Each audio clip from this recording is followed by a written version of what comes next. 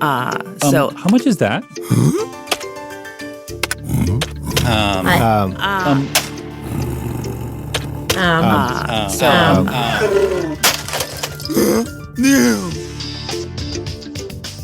Welcome to the Podcast Editors Mastermind, where we talk about the business side of podcast editing.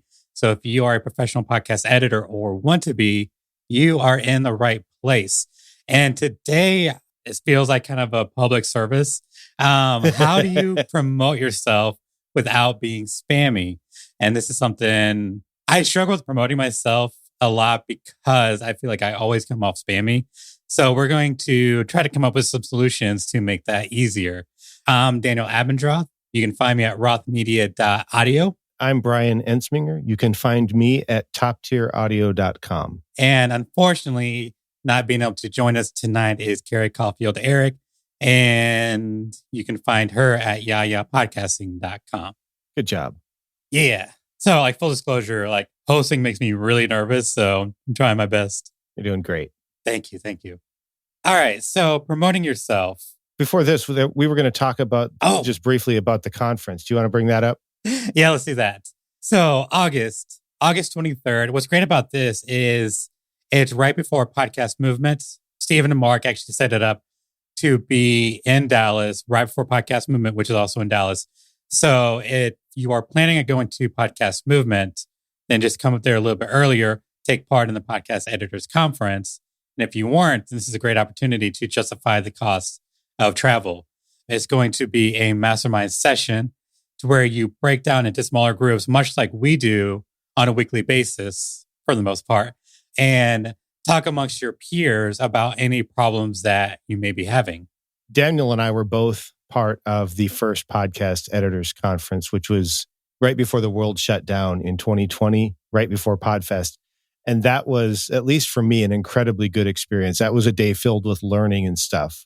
We had a number of sessions. Daniel actually offered a session. Carrie was part of a session. There was a lot of great stuff there.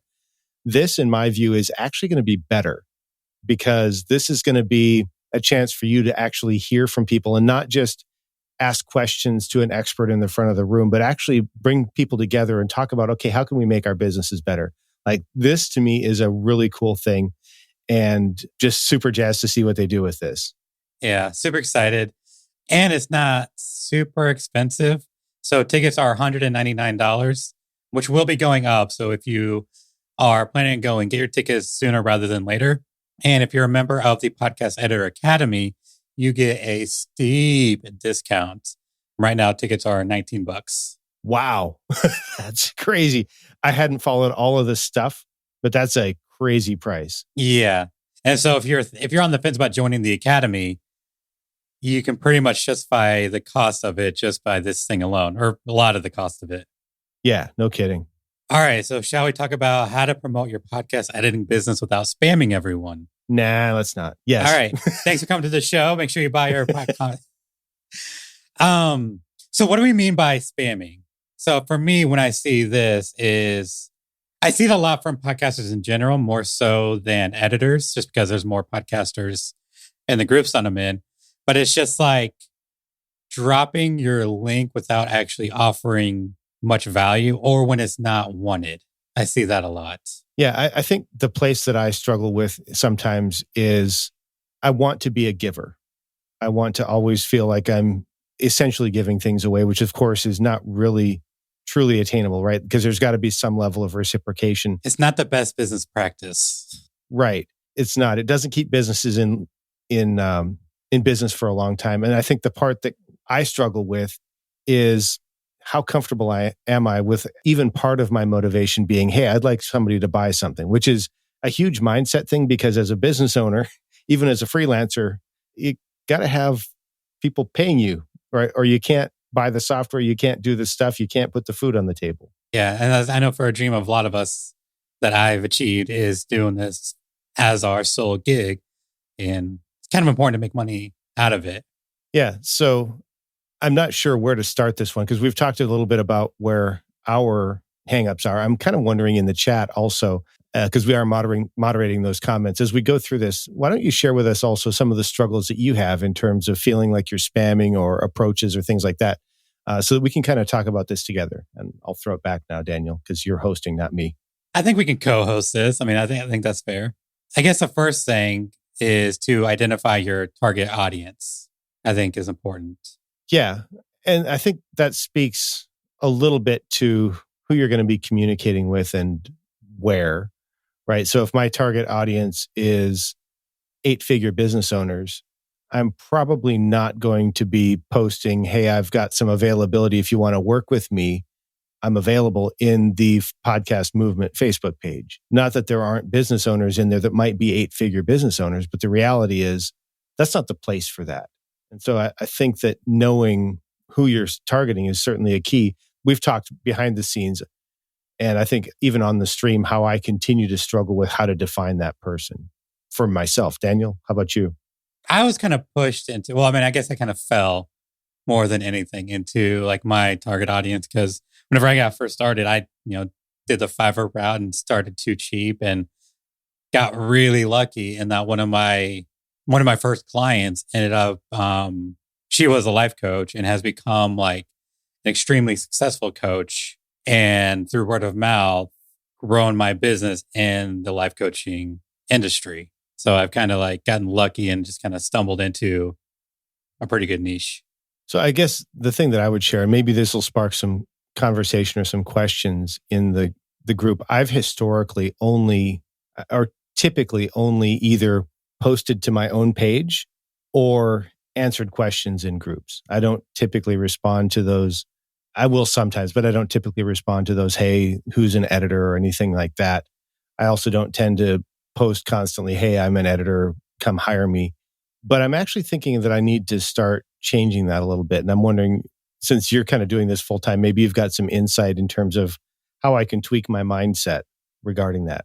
These shows are basically therapy for Brian. He brings the questions and everybody else brings the answers. Let's just be honest. That's a great role for you, honestly. But I don't know that because I have a hard time promoting myself.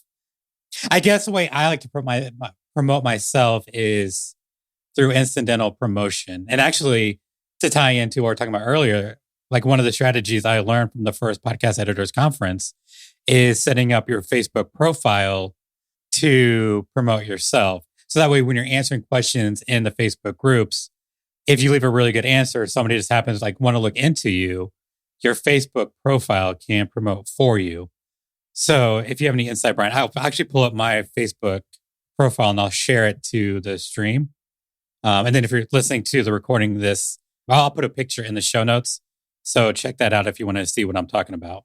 That's certainly something that I've tried to do in terms of optimizing my profile. And there are some really simple things that I've done. For example, I list my business as one of the jobs that I have. And I list the shows that I participate in as jobs that I have so that people that visit my profile can see that. I've also optimized some of the featured images so that they highlight some of the stuff that I want to show from if I was a personal brand perspective. The place where I kind of struggle is I don't know that I necessarily drop enough of the specific content into my feed. And that's actually something that I've been working with a coach to fix a bit in terms of actually posting original content on my page or on my profile, I'll call it that, because that's been a struggle for me. And I think the part that, believe it or not, this is actually a health coach. I hired a health coach because I didn't lose any weight over the COVID thing. It went the other direction. But because he's got a small business, we talk about this kind of stuff as well. And part of his reframing is to not think about this in terms of you're spamming people with your stuff, but to think about what can I share with people that will help them and also highlight the fact that I know what I'm talking about when it comes to this kind of thing. So that's sort of my ongoing inner work. Did you find what you were looking for, Daniel? No, because it seems like Facebook has updated it and I didn't notice it. Because you used to be able to, I think there's some sort of like, there's a featured section.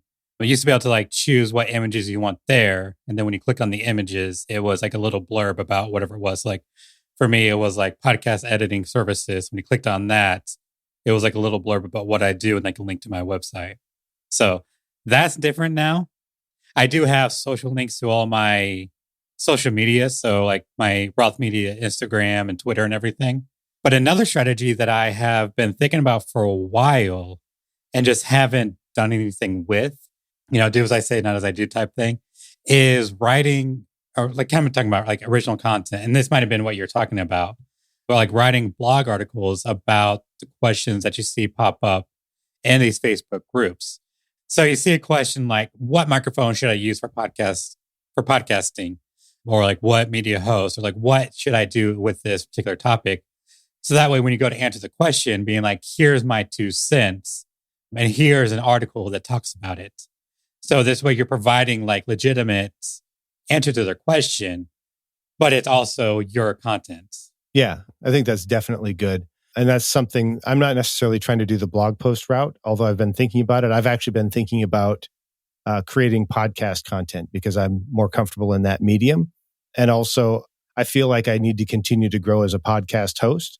And so I'm starting a super secret, I won't yet be promoting it, podcast to do the reps, right? To get the practice in, to do the stuff. And my thinking is that I'll use that to clarify stuff. Steve comments that he's on Facebook more than any other platform, and Facebook pages completely baffle him. I'm in the same boat, Steve. I feel like Facebook pages at one point served a purpose, and now it's like having an unfindable listing in the phone book. Yeah. It has as much value as being on the last page of the yellow pages when everybody's looking for the letter A. So I feel you on that one. One of the things that I've been trying to also think about, and this was something that I talked to my coach about and he brought up, is reframing the fact that I'm constantly answering questions as actually part of my social media strategy. And I know we've talked about this in the past. I'm trying to take a more proactive approach to the point where I'm actually tracking, or supposed to be tracking, the number of minutes I spend per day answering questions in Facebook groups where I think my ideal client might be, or people who I think might be able to introduce me to my ideal client. And part of that means that I'm not spending as much time as I would prefer in the editor groups, because while those are all my friends, that's not necessarily where my ideal clients are. There's certainly value in those relationships, and I don't want to give those up. But there are other places where I can interact online, where either there's a higher probability that my interactions will be seen by the people that might be hiring, or that are actually being indexed by search engines instead of the walled garden that is Facebook. And so I'm actually making that part of my actual formal strategy. And that makes me feel better about it, because now I can easily say every day I'm spending my time doing some level of marketing, because I was already doing that. And it's been my habit for 4 or 5 years now to do that every day, just because it's what I do and who I am. Have you seen any return on that? 2 weeks in, not yet. Okay. Still too early to tell. But I will say, and this has been a while, but my first big client is a production company. And the reason she reached out to me initially was because of an interaction that she saw in a Facebook group. And then that led to a visit to my website, where I was apparently the only person who had my packages lined out in a way that she could go, I know what this guy offers, assuming we can get the pricing worked out and he can deliver on what he says he does, then this is the guy that I'm interested in. I can say, yeah, she's one of my biggest clients, so lots of money comes through that. But it's not something where I can say, yes, I've seen a return since I've changed this focus this year. I think that kind of goes back to making sure that your social media profiles are set up to get people back to your website or to something to keep them. Yeah. And I think my encouragement would be not to necessarily try to duplicate what I'm doing, because that may not work for you. But think about something in terms of a repeatable framework, where maybe on a weekly or a monthly cycle, you can go, okay, these are the activities that I want to engage in, and then set up a way to track that. I use an app on my phone called Streaks, which has nothing to do with people running around football fields in the 1970s. It's just what I use to, it's based on the principle that Jerry Seinfeld shares, where you don't want to miss a day of the Red X. So it's checking in every day or X number of times per week so you don't break the streak. And that's what I'm using. And so I just put them in there. I think there's 5 or 6 actions that I've got listed on different cadences. And the goal is just to do them and not break the streak. And the reason I'm doing that is because it's been my experience, and I keep hearing it over and over, that over time, habits trump focused activity. There's nothing wrong with a focused breakthrough activity. But if that activity isn't repeated, and the habits aren't in place to continue that, then there's not as much value. And this principle has been around for a while, but it's part of what I've been working with the health coach on. So I'm just taking what I'm learning from working with him and applying it to here. And I'm going, okay, I do these 4 really simple things every day and these couple of things X number of times per week. And I see results because I'm hitting the metrics and I'm doing the work. And it's not sexy. It's not like, ooh, look at all the things I did. It's just like, okay, I ate fewer calories than I burned. Check. I drank some water. I went for a walk. Like, it's the really easy stuff, but because it's done consistently, it works. And so if you're thinking, okay, well, I know this 1 or 2 things have worked for me in the past, how can you systematize that? Or how can you make that part of your daily routine? And part of the framework that I'm working from is most of my work has come through referrals, or most of my new work has come through referrals. Referrals are not inherently repeatable and they're not inherently controllable because they rely on me being top of mind with somebody who's talking to somebody who needs what I want at the time that they're talking. And so that can be very difficult to do, even if it's incentivized, because they're not necessarily thinking about you when they're at some event and they meet somebody that says, hey, what are you doing? Right? They're just not thinking about that. Yeah. I've tried the financial incentive in the past and it hasn't worked because I can't offer enough to where it makes sense for both parties. So like to make it enough money to where it's like, okay, this is worth promoting. I'm losing too much money. I will share that the part I'm trying to figure out, and I don't have the nut cracked. So if somebody in the chat or Daniel has this one, I'm trying to figure out, as we think about referrals, how can I start recruiting champions for my business? People where I actually am top of mind for whatever reason, and they're actively looking for opportunities to create connections. So when I think about what Steve has done over the last couple of years in terms of creating, or last couple of conferences, creating those places where editors can come and meet people, he's not creating the introduction, but he's creating the environment for that. And I'm thinking, how can I do something that will start creating those champions for me and my business? And if the people they refer to me aren't the right ones, of course, I'm happy to send them to who I think is the right person. I've done that multiple times over the last couple of years because somebody that came to me just wasn't the right fit.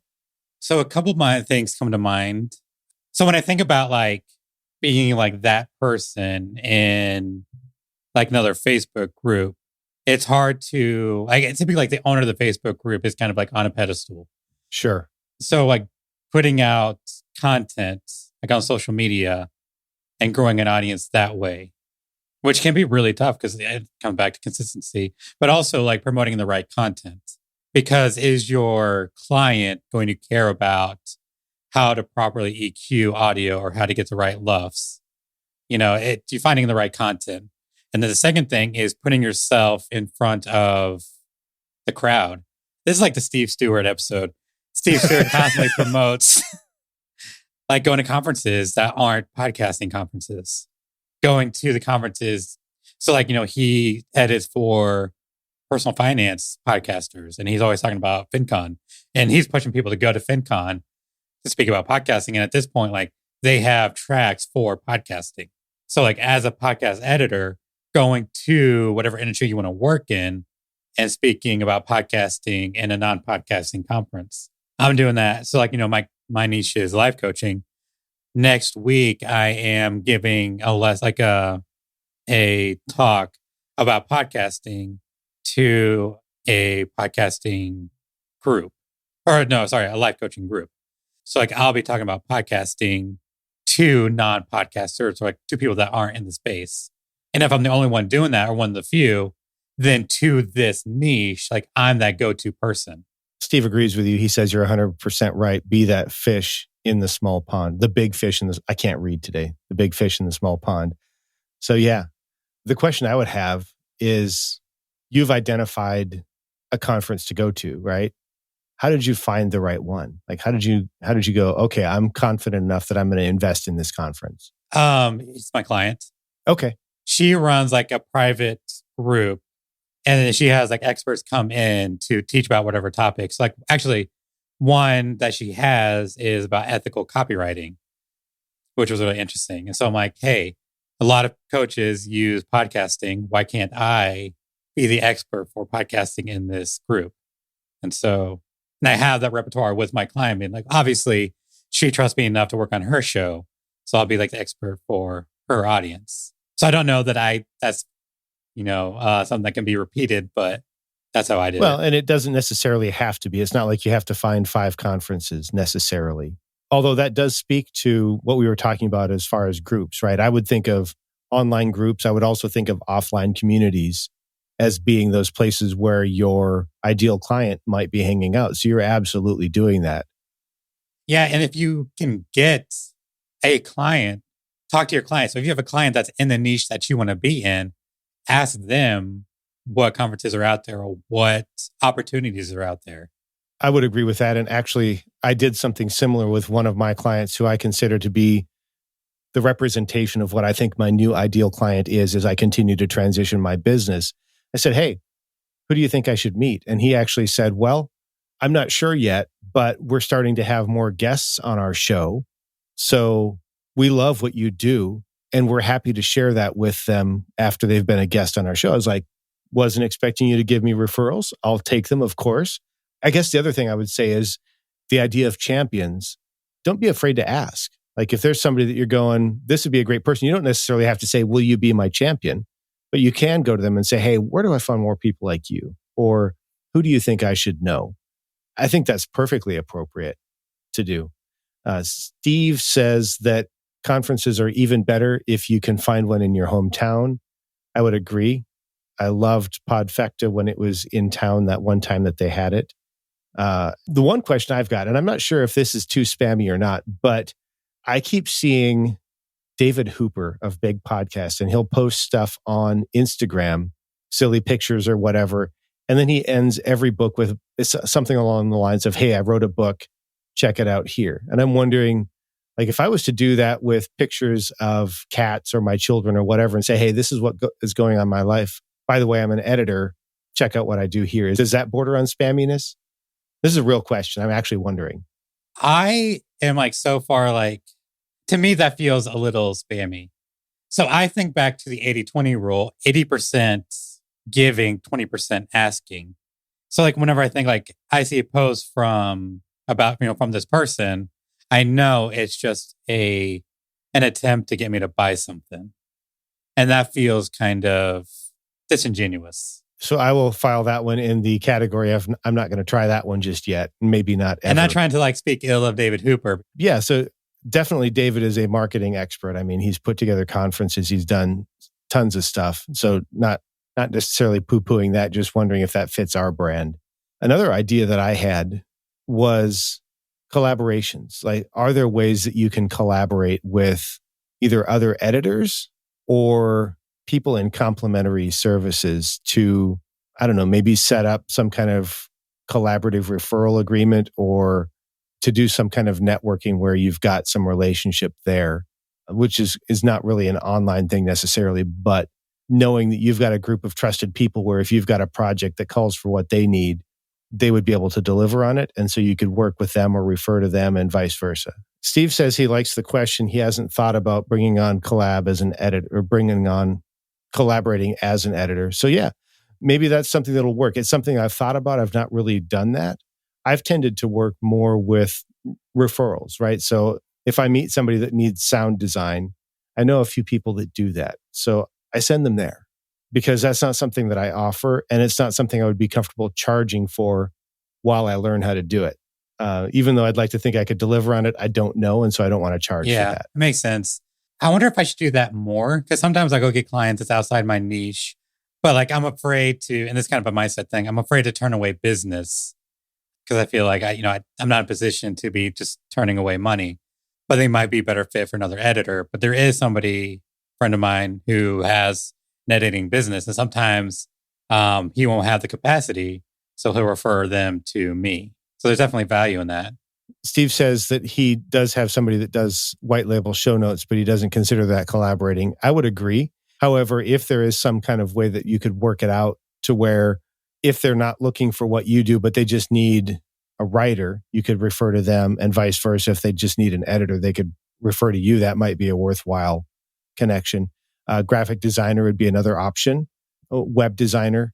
I love web designers, but they really shouldn't be editing podcasts if they don't know what they're doing, in the same way that I shouldn't be doing anything other than working with Divi and WordPress if somebody needs a website. So something actually popped in my head, virtual assistants, finding somebody who, if they have a niche, because there's a company that I work with. Well, I edited their show for a bit, but they're VAs for life coaches. And so if they have a client who's looking to start a podcast, they refer them to me. And I've gotten a few from just that. So as we discovered, Daniel says that he doesn't do this and yet has been doing it for a while. No, that's great. I'm glad that's working for you. When I think like with other editors, I don't, but doing it with other professionals. One other thing that came to mind, because we did brainstorm a little bit before we came on, believe it or not, is you can also, I think, tastefully share your struggles, right? Whether they're struggles with mindset, struggles with business, struggles with editing.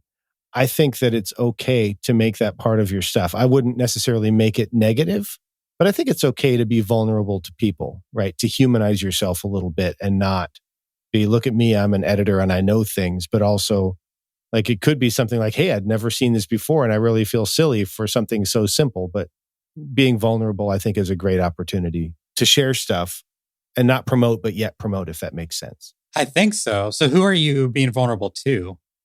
Your ideal client or to I would think potentially your ideal client, right? So I think of it either in terms of showing a little bit of vulnerability in terms of how client relationships work, right? Not calling anybody out or not throwing anybody under the bus, but being a little bit vulnerable in terms of, hey, sometimes things don't work exactly as they should. This last week, something happened and this is how we corrected it. Or like something like that, like, hey, this is how we addressed it. Another one might be addressing at the core the same vulnerabilities that they might be feeling if they're thinking about launching a show or if they have a show and they're struggling with it, and reframing it in the context of what's real for you, like what is actually true. You don't want to just lie and say, hey, I struggle with this too. Let's say that they're thinking about starting a show and they're feeling overwhelmed by all of the details. You don't necessarily have to say, hey, are you thinking about starting a show and being overwhelmed by all the details? You could say, hey, managing a show has a lot of details and sometimes it feels overwhelming for us. And so this is how we do it, or something like that, or something along those lines that lets people realize, hey, you're a real person. You're not just a brand with a podcast editing business. I like that. I guess I'm curious about like what kind of things you would share, your ideal client would relate to, but also that wouldn't set you up as maybe casting doubt on your ability. Sure. So one that comes to mind for me is a true story.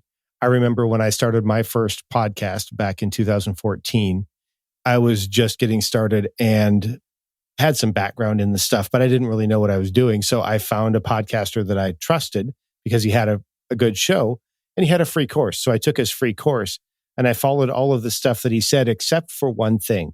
I followed what some other big name podcaster who had a 25-minute show that ran 7 days a week, interviewing entrepreneurs who were all lit on fire, shared about the ideal microphone to get for the show. And it would have been better if I had just listened to one person. So that's an example that I could easily share from my experience in terms of the overwhelm and also the danger in trying to take input from too many people. I mean, I'm just spitballing here. I mean, this is just conversation for sure. I like it. I'd have to think about how I could implement that though. The other one that I think that we could absolutely do, and I see some people do this really well. Matthew Passy comes to mind, and I think Steve also comes to mind. And this is the idea of either celebrating your clients or celebrating your community. I've seen Matthew in the past post things like, congratulations to such and such show for making it to 200 episodes or that kind of thing. And it's not so much as him saying, hey, look at this cool show I work on. By the way, I edit shows. It's, hey, I want to celebrate them, and not in a spammy, I'm being marketing kind of way, but also I care about my podcasters. I've had that idea in the past. It's one of those things, like I have these ideas that I don't implement. But yeah, like posting on social media about your clients, I love that. Because one, like it boosts up your clients, and that really builds a relationship between you and your clients. Like one of the strategies I have been successfully implemented is being more than like a ghost on the other side of an email. Is having a personal relationship with my clients So A, they're less likely to fire me if something goes wrong, or like less likely for them to like switch to another editor because like we know each other personally. And it gives them an opportunity to come to me like any issues. That way they don't make a mistake that I now have to coach them on how to fix with their podcast. So I think that's a great way to like build that client relationship. But it's also kind of, it is promoting yourself subtly in a non-spammy way by kind of borrowing their audience because they're probably likely reshare. And if they do, then now their audience can see it. And if they have other people in their field or looking for an editor, it's just kind of a way to like get in front of them. And for me, like, I'm not the best people person. I think people that know me may already be aware of that. But in the past, I've actually hesitated to share these kinds of milestones because I felt like the clients might see it as me trying to ride on the coattails of their success. And what I'm coming to realize is that they don't see it that way. They see it as you actually caring about them as a person and taking a second to do that. I have done something in the past that Steve mentioned in the chat, which is even if you don't post on social, you should at least send them an email when they hit a milestone. I will share that I've been terrible about that. However, I did have one client I subcontract for her.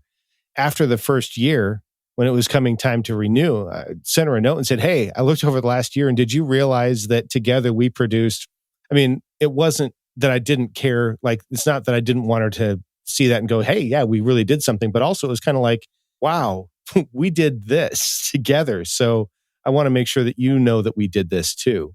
I love that idea of even privately celebrating their milestones. Yeah. And I think that would be the one where if you're starting to say, maybe this feels spammy, or maybe I have a non-disclosure with this client where I can't talk about it. And that's something I do terribly. Steve, on the other hand, apparently is the master of this. He has anniversary reminders for the dates, which Steve, we just bow. We should have Steve on this episode. Not in a creepy way, but wow. Yeah, we should have. And just pick his brain. My goodness. Oh, yeah. Speaking of that, though, if you're listening to this, Steve, we are planning to have Steve join us for the next one. We'll talk a little bit more about that at the end, but we do want to kind of throw that out there because I think that's going to be a great conversation. I'm going to stop now. So once again, going back to celebrating your client's anniversaries, even privately, builds that relationship because they might not even realize. They'll probably realize that yearly, if they put out a weekly show, once they get to, 52 episodes, 104 episodes, that kind of is kind of like a natural reminder that they've reached a year. But download numbers, it's when they hit 10,000, 100,000 downloads, when they hit 1,000 monthly downloads. Because that was one of my clients, her big goal was to get to a point where she had on her dashboard 1,000 downloads in the past 28 days. And just sitting hey, here's this milestone that you reached. Because then they can take that information, share it to their social media and be like, oh my God, here's this great thing that we've done as a community with this show. And maybe they'll drop hey, my editor brought this to my attention, blah, blah, blah. Maybe they do, maybe they don't, but there's a chance.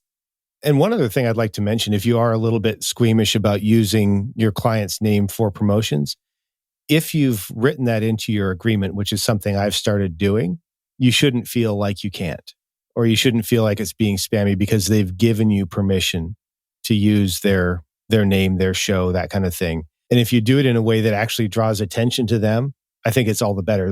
Not just, hey, look, I work with so-and-so. Look at how cool I am. I put their logo on my website. No, they've given you permission. And the way you're going to use that is you're going to help them celebrate their victories, the ones that they're willing to have public. I don't know that you should post their download numbers, but you could certainly say, hey, congratulations on hitting this milestone, because that's public information. When they hit episode 50, their RSS feed has 50 shows in there. It's that easy to figure out. I love that. And you're promoting them to your audience. Mm-hmm. So everybody wants to be talked about. I like that one more and more. I did that one for the first time this week and I felt really good when I did it. And I hope they felt good when they saw that because I tagged them too. And especially if you're building your social media around a certain niche, then you're promoting it to like-minded people who would care about that particular client or maybe their show. Yeah. I'd also like to mention one thing that I've recently tweaked. I typically used to only post my editing related stuff, either in one of the groups that I was part of or from my Facebook page, which gets essentially zero traction because Facebook really just wants it to be the yellow pages that nobody sees anyway. So I've transitioned. I've actually started using my profile page. And I'm like, you know what? I love my friends and I love my family. If they don't want to see this stuff, they can either mute me or whatever, but I'm not going to pretend like I'm not doing this anymore and always push it to the brand page. I'm just going to let it hang out there. And if people don't like it, I guess they can tell me. That makes a lot of sense. Because I see other people do too. And like, it doesn't really bother me. And I think it's like, if it's not bothering me, then chances are it's not going to bother other people. And otherwise, like, I'm not posting anything else in my feed. So it's going to be stuff that's from like years ago or maybe stuff when I was a little more controversial. I'm out of stuff. We have plumbed the depths of my knowledge in this. I don't know. I think we've really covered it. I guess another thought I had is promoting your clients through their milestones could be a way to turn them into your champions. Oh, yeah. Hadn't thought about that. Because they're going to love it. And so you heard it here first, unless you heard it somewhere else first. If you can, promote your clients and celebrate their wins and their successes. So should we talk about the episode that we have coming up with Steve? In 2 weeks. So that's going to be June, 30th, 2022. We're going to be talking about late fees. And the kind of prompted this is Steve had actually pulled a Podcast Editors Club about how to charge late fees or rush fees to your clients. Like, I just want to get to it right now, but I'm trying to refrain myself. But yeah, like, how do you handle like last minute or like really short deadlines? And how do you like get properly compensated for that? I think that's going to be really important because like it's hard for like something I struggle with is setting boundaries with my clients and like respecting my own time to uphold those boundaries. So I'm really excited about it. I am too. I've got some thoughts and my thoughts have changed since I've started bringing on editors to work for me because that changes the flexibility that I feel like I have. So I don't want to spill the beans, but I think this could be a very interesting topic. I'm so looking forward to this. It's going to be absolutely great. And it seems too, like you never have a bad conversation with the guy. That's true. I'll give you that. All right. Do we have a Poddex question for today? We do have a Poddex question for the day. I need for you to pick a number between 1 and 5, and then I'll select. Let's go with number 4. 1, 2, 3, 4.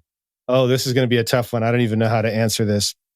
The question for today, and if you're joining us in the chat on the live stream, we would love to see your answers as well. What characteristic are you most known for?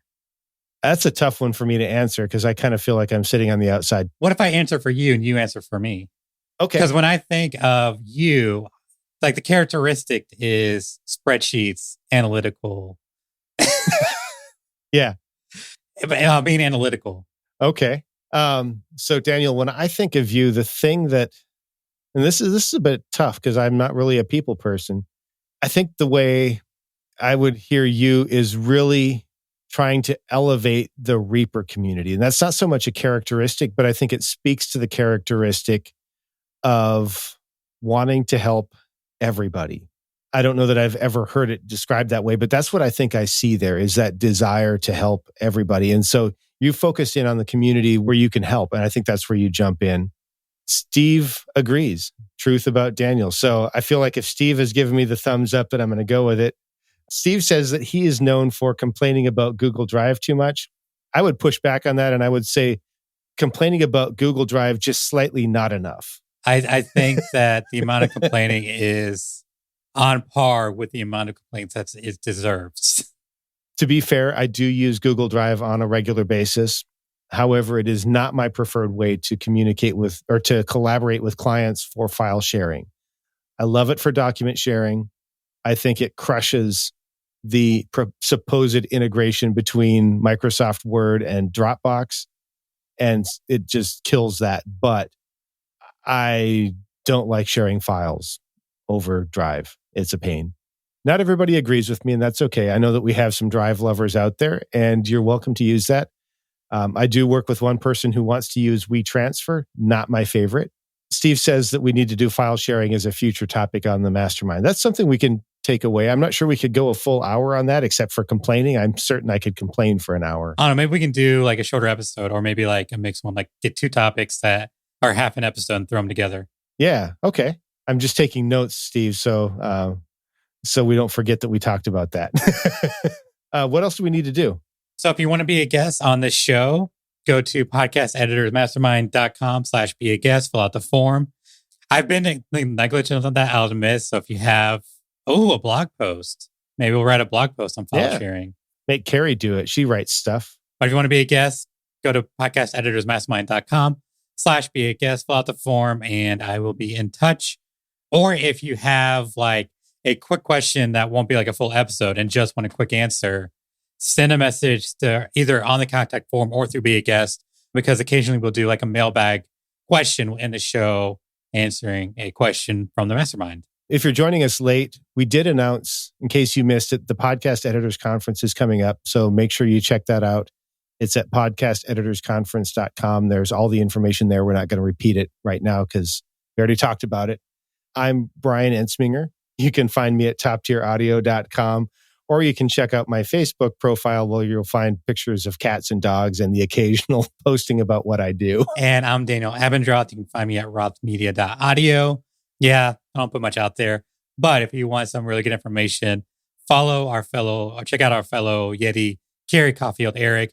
You can find all of her amazing stuff at yayapodcasting.com, or Jennifer Longworth, who's our former member of the mastermind, always a Yeti in our heart, at bourbonbarrelpodcasting.com. And I think that's it for us. So we'll see you next time. So how much is that?